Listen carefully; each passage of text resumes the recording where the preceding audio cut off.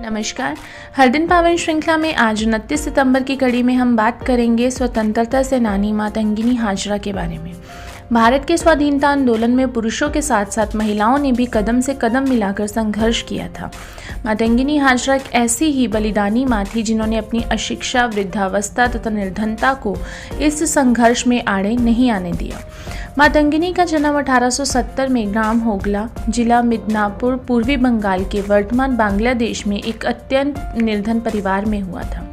गरीबी के कारण 12 वर्ष की अवस्था में ही उनका विवाह ग्राम अलीनान के 62 वर्षीय विधुर त्रिलोचन हाजरा से कर दिया गया, पर दुर्भाग्य उनके पीछे पड़ा था। 6 वर्ष बाद वह निसंतान विधवा हो गई।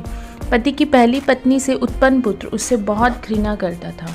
अतः मातंगिनी एक अलग झोंपड़ी में रहकर मजदूरी से जीवनापान करने लगी। अगर आपने अभी तक हमारे चैनल को सब्सक्राइब नहीं किया है तो कृपया इसे सब्सक्राइब अवश्य कर लें, जिससे कि आपको प्रतिदिन इसी प्रकार की अच्छी जानकारी मिलती रहे। गांव वालों के दुख सुख में सदा सहभागी रहने के कारण वे पूरे गांव में मां के समान पूज्य हो गई। 1932 में गांधी जी के नेतृत्व में देश भर में स्वाधीनता आंदोलन चला।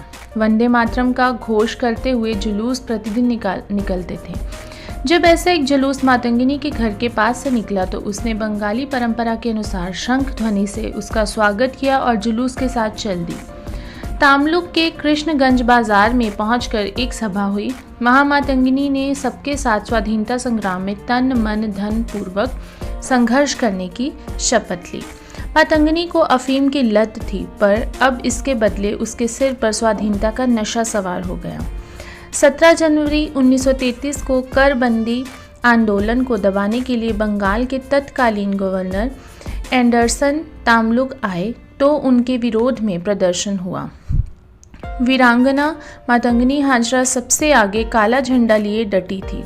वह ब्रिटिश शासन के विरोध में नारे लगाते हुए दरबार तक पहुंच गई। इस पर पुलिस ने उन्हें गिरफ्तार कर लिया और 6 माह का सश्रम कारावास देकर मुर्शिदाबाद जेल में बंद कर दिया।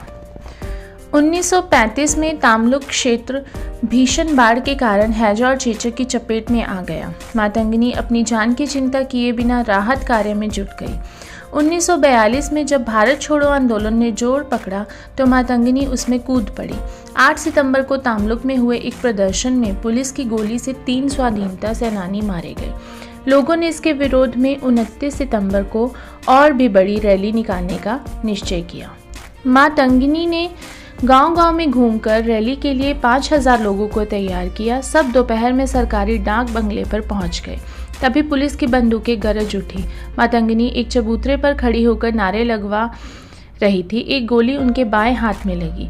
उन्होंने तिरंगे झंडे को गिरने से पहले ही दूसरे हाथ में ले लिया। तभी दूसरी गोली उनके दाहिने हाथ में और तीसरी उनके माथे पर लगी। मातंगिनी की मृतदेह वहीं लुढ़क गई। इस बलिदान से पूरे क्षेत्र में इतना जोश उमड़ा कि 10 दिन में ही लोगों ने अंग्रेजों को खदेड़ कर वहां स्वाधीन सरकार स्थापित कर दी, जिसने 21 महीने तक काम किया। दिसंबर 1974 में प्रधानमंत्री श्रीमती इंदिरा गांधी ने अपने प्रवास के समय तामलुक में मातंगिनी हाजरा की मूर्ति का अनावरण कर उन्हें अपने श्रद्धा सुमन अर्पित किए। भारत माता की जय।